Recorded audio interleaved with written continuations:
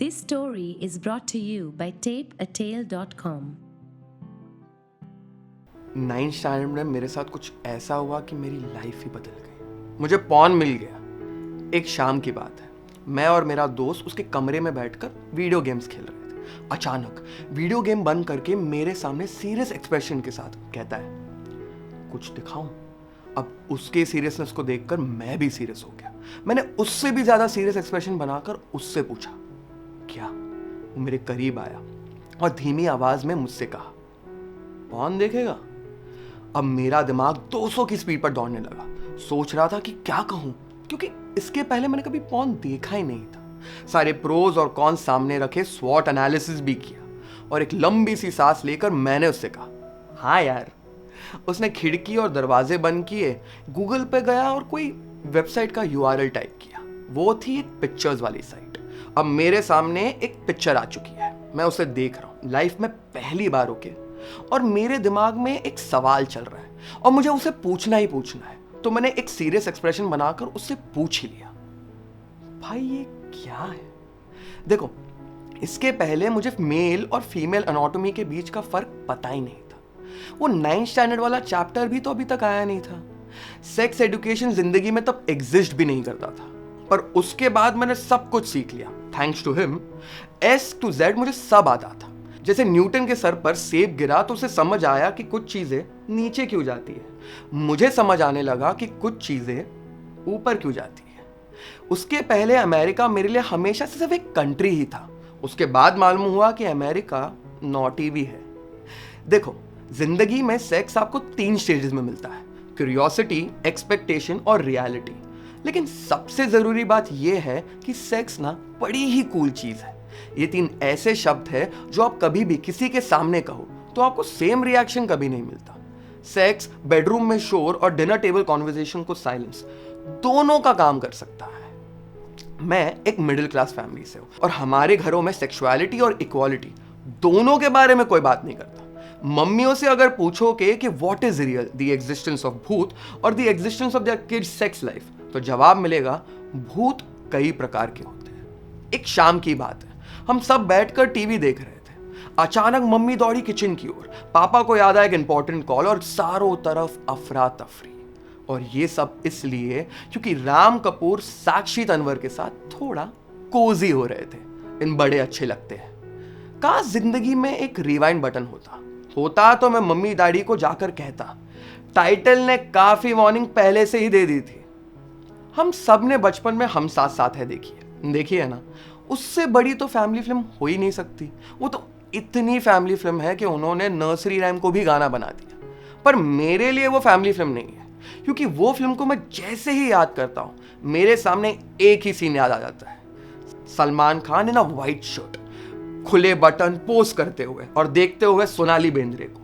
कमरे का दरवाजा 0.02 की स्पीड पर धीरे से बंद होता हुआ, बैकग्राउंड में एक अजीब सा म्यूजिक, और ये सब हमें बताने के लिए इन a not so subtle way कि सेक्स होने वाला है। मुझे आज भी याद है मेरा पहला टाइम। पॉर्न से अलग सवाल मैंने पूछा था, लंबी सांस लेकर जवाब उसने दिया था, पर दोनों टाइम एक चीज कॉमन थी, कंसेंट। पर स्टोरी पर आते हैं। मेरा पहला टाइम ऐसा लगता है मानो कल की ही बात हो। इसका ये मतलब नहीं कि मैंने कल सेक्स किया था या उसके पहले। एक्चुअली इस हफ्ते में भी नहीं, इस महीने में भी नहीं। याद करूं तो बहुत टाइम हो गया यार। इसके बीच US ने प्रेसिडेंट बदल लिया, टिकटॉक आया और चला भी गया। वीरदास ने 2 नेटफ्लिक्स स्पेशल रिलीज किए, धोनी ने रिटायरमेंट ले ली, तन्मय भट्ट ने यूट्यूब चैनल खोल दिया और अक्षय कुमार ने 4 फिल्में। पर पॉइंट की बात यह है कि वो हमेशा कहते हैं ना, you will always remember your first time. मैं कहता हूं, झूठ कहते हैं, बकवास है यार। ऐसा कुछ नहीं होता, ना ही स्पेशल होता है, ना ही याद रहता है, ब्ला ब्ला ब्ला। वो इसलिए कहते हैं ताकि आप उसको याद रखो और नेक्स्ट टाइम सोचो कि इससे तो बेटर ही होना चाहिए। और वो क्यों कहते हैं मैं बताता हूं। फर्स्ट टाइम के साथ ना हम बड़ी ही अनरियलिस्टिक एक्सपेक्टेशन जोड़ लेते हैं। 50 शेड्स ऑफ ग्रे देखकर हमारे ख्याल रंगीन हो जाते हैं। मैं कह रहा हूं, वो 365 डे मूवी ने ना 365 तरीकों से लोगों का दिमाग खराब कर दिया है। मस्तराम और मिल्स एंड बून्स के राइटर ने सेक्स को बड़े ही आउट ऑफ दिस वर्ल्ड तरीके में बता तो दिया, जो अब 200 पेज की किताब बनकर लोग पढ़ लेते हैं और उनके ख्याल आसमां छूने लगते हैं। पर रियलिटी में उनका फर्स्ट टाइम 200 सेकेंड भी नहीं चलता। First time most of the time questions और कंफ्यूजन में निकल जाता है। लाइट्स ऑन रखूं कि ऑफ, बेड टूटेगा तो नहीं, how much foreplay is enough foreplay. और अगर ये सारे सवालों से अब आगे बढ़ जाओ तो वो प्लास्टिक जो लैमिनेटेड होता है वो कॉन्डम बॉक्स पर, उसे फाड़ते फाड़ते तो आपकी जरूर फट जाएगी। पर पॉइंट की बात यह है कि आपकी ये कोई गलती नहीं। हमें बचपन से एक ही बात सिखाई जाती है, लाइफ में फर्स्ट नहीं आओगे तो तुम्हारा कुछ नहीं होगा। इसलिए स्कूल में कम फर्स्ट, कॉलेज में कम फर्स्ट, ऑफिस में कम फर्स्ट, लाइफ में कम फर्स्ट, सेक्स में ये रूल अप्लाई ही नहीं होता, तो हमारा सिस्टम डाउन हो जाता है, पन इंटेंडेड। मैं भी फर्स्ट टाइम के बाद बड़ा ही सैड था, बड़ा ही बुरा फील कर रहा था, क्योंकि पूरा हाइप वो फर्स्ट टाइम के लिए ही था ना। गाने भी सुने खुद को चीयर अप करने के लिए। देखो, अगर हजारों गाने ब्रेकअप के लिए बन सकते हैं तो फकअप के लिए क्यों नहीं। यूट्यूब पर गया और सर्च किया songs to cheer yourself up after first time bad sex. पता है रिजल्ट में क्या आया? एक video titled what happens if you stop masturbating.